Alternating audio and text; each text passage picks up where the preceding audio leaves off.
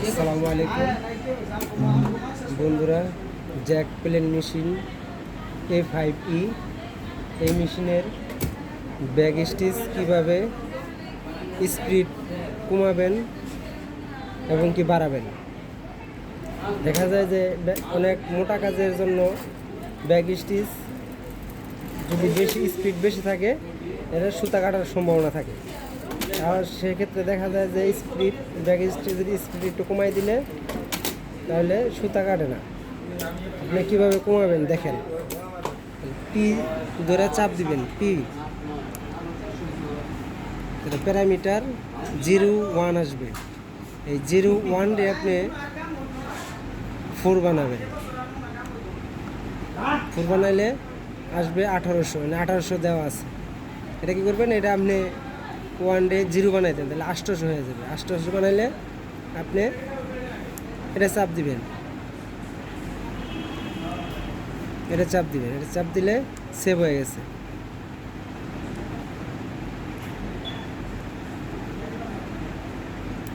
আবার যাবেন 5-এ, মানে প্যারামিটার 5-এ যায়, এখানে 1800 আছে, এখানে যে আপনি এটা 0 করে দেন, তাহলে এখানে 800 হয়ে গেল। 800 হইলে আপনি সেভ করে দেন, সেভ। এখন দেখেন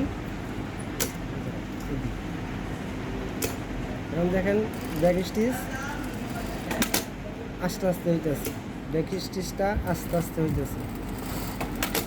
তাহলে আপনার সুতা কাটার সম্ভাবনা খুব কম থাকবে।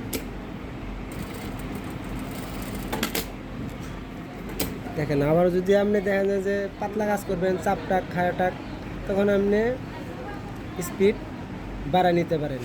আপনি স্পিডটা আরও কমায় নিতে পারবেন। এখানে 800 আছে, আপনি আরও মনে করেন যে আমি 400 দিব, আপনি 400 দিতে পারবেন।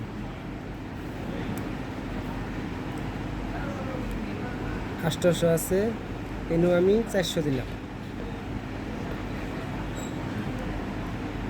দেখেন এখন কত চুলো হয়।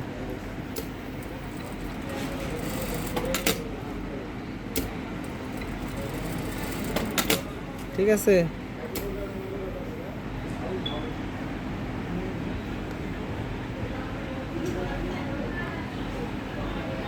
আমি স্টিচ একটা বাড়াই দিলাম দেখানোর জন্য।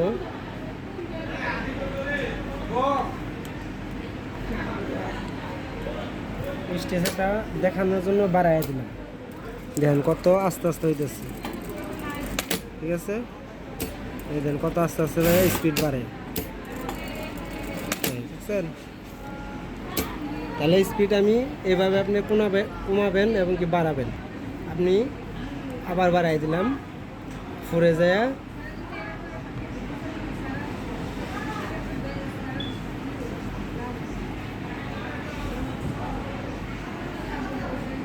1800 হইতেছে আপনার। এটা স্ট্যান্ডার্ড স্পিড হলো 1800।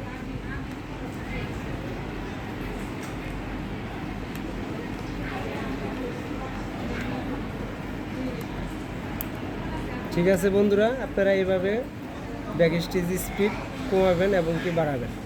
আসসালামু আলাইকুম।